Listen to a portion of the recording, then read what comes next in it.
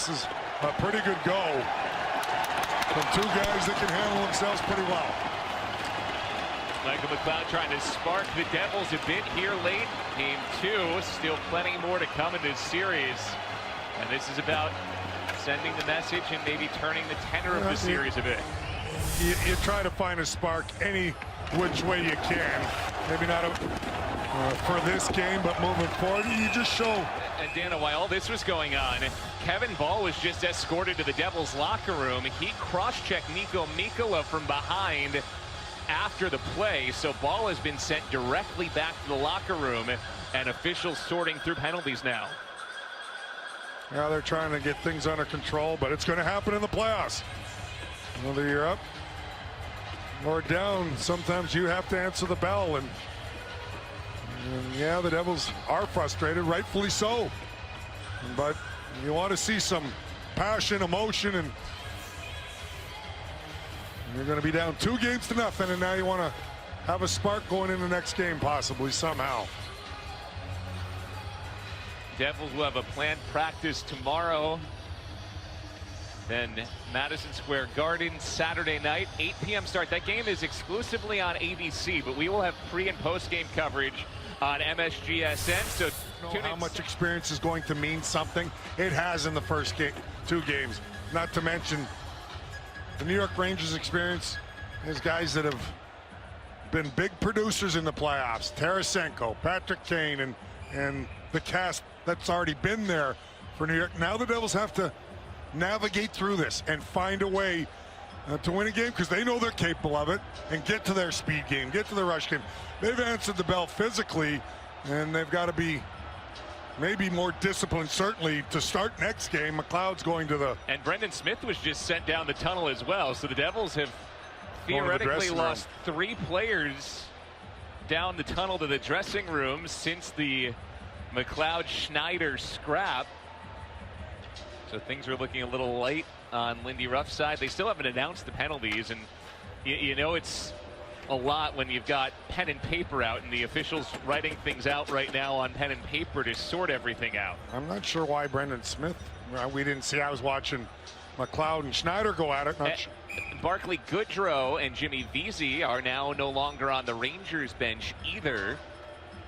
So they're really trying to keep things under control here. Schneider's getting sent away as well. But look, hey, these guys are playing hard.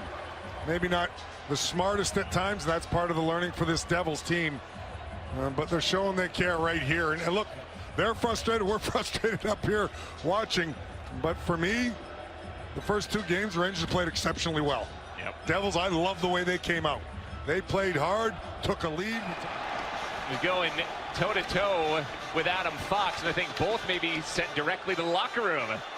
So Wes McCauley is not pitying the fool right now. He's not taking anything. Guys are just being sent out of this game in the final 7 minutes. I understand it.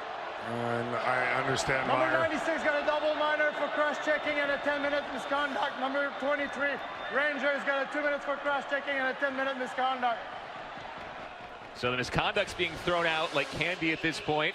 That'll even things up to 4-on-4 hockey in a bit, with the double minor going on Meyer and just the minor going on Fox. Well, right there, Fox goes in hard. It's 5-1. He's got to expect to get it back. I mean, absolutely. So I don't mind Meyer doing this whatsoever.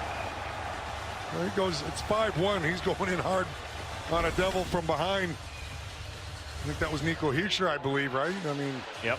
So Meyer coming to the aid, and the refs doing what they have to do, try to keep things under control. All right, so here's what we've got so far. We've got 10-minute misconducts on 4 different players for the Devils: Brendan Smith, Michael McLeod, Miles Wood, and Nate Bastian. 10-minute misconducts for the Rangers on 4 different players as well. We've got Tyler Mott with a 10-minute misconduct, Barclay Goodrow, Jimmy Vesey, and Niko Mikkola, and then add the 10-minute misconducts that were just handed out to both Timo Meier and Adam Fox. Each team is down 5 skaters at this point. You look at the benches, a lot of room on both. both benches for the Devils and Rangers. And it doesn't take much to get a 10-minute misconduct in today's game, does it?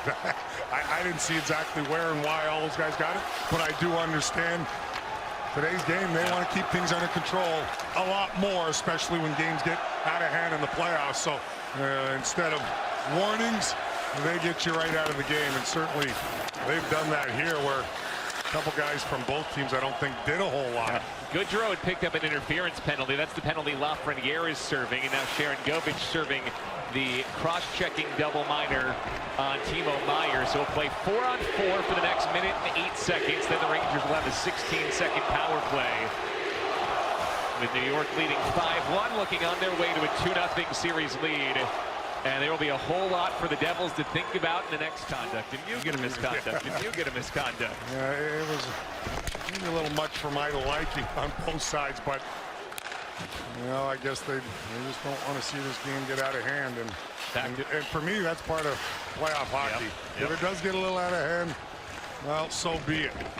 Still offense or in the offensive end puck possession. Yeah, you've got to adjust. You've got to get pucks. And it's not easy because you want to play the way you did during the regular season, but teams in a 7-game series, you know, they watch tape. They do their best to have a counterattack and defend you, and New York's done that to perfection the first 2 games of slowing the Devils' transition and rush game down. And there's the slash, and Jacob Trouba just gets the hands a little bit. It's a game, but for 2 games it's been terrific, and the Devils are going to have to figure it out and how to weave their way through the neutral zone, how to get more chances. Here's Jack Hughes, goes right around Keandre Miller, and Igor Shesterkin makes a save on him. What a slippery, slick move by Jack Hughes there on Miller. But Shesterkin makes the save. And now it's Capo Caco going the other way, looking for his second. Eaten up there by John Marino as we hit the final 10 seconds of game 2. Hughes chucks one on. Shesterkin funnels it down. And the Devils will head to Madison Square Garden in an 0-2 hole, with a whole lot of work to do to try to salvage this series.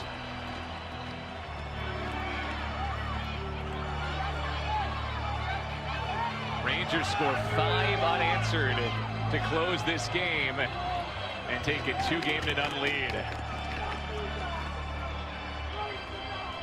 You see the Rangers congratulating their goaltender Shesterkin. He made saves he had to, especially when the Devils had a 1-0 lead, but the Devils just didn't get a whole lot of shots or great chances, but they came out strong and didn't have an answer on the power play, or the power play of the New York Rangers, and we'll see what happens in game 3.